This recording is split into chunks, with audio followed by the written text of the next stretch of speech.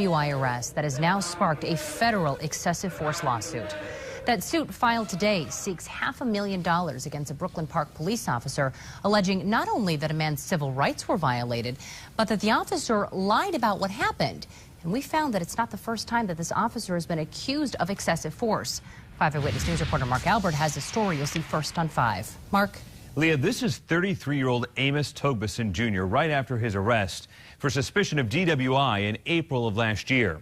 He claims he asked repeatedly to use the restroom, but the arresting officer did not let him. So Togbeson wet himself in a holding area, and when the officer starts to clean it up, the confrontation begins.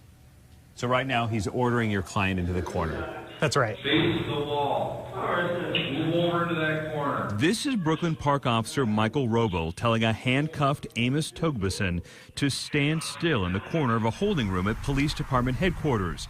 But Togbeson doesn't. Why did he move when the officer told him to stay there? What you're seeing there is sort of an intoxicated individual stumbling around.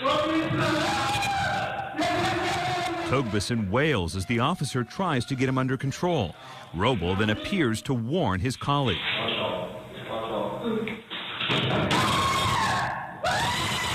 The officer says twice to the other person, watch out, watch out. He knew he was going to take this man to the ground. He turns his body, he plants his foot, and he pile drives him headfirst into the ground. And what happens? When Mr. Togbeson's head splits open, the blood immediately starts to pool. A puddle of blood quickly grows under Togbeson's head.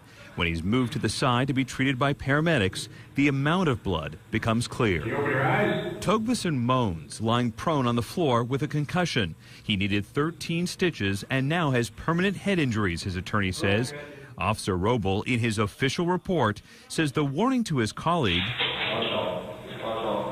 was to protect her from splashing urine, and that this was not a planned takedown, but the two fell, the officer wrote, because, quote, my boots began slipping on the wet floor. My father is a retired police officer. I have a great affinity for police officers. I grew up with them my whole life. And for me, what I find personally offensive is the breach of public trust, where an officer lies to us and they expect us to believe it. And you believe this officer is lying? Absolutely. A department spokesman declined to comment on behalf of Brooklyn Park Police or Officer Roble, citing the ongoing litigation. An official response will be filed in court in the next few weeks. You can watch an extended clip of the altercation right now on our website at ksdp.com. Mark Albert, 5 Eyewitness News. We did some digging into this officer's background. He's a St. Paul native who's been an officer in Brooklyn Park for almost 6 years. He was just named Officer of the Month in January, and he's earned honors of appreciation and achievement.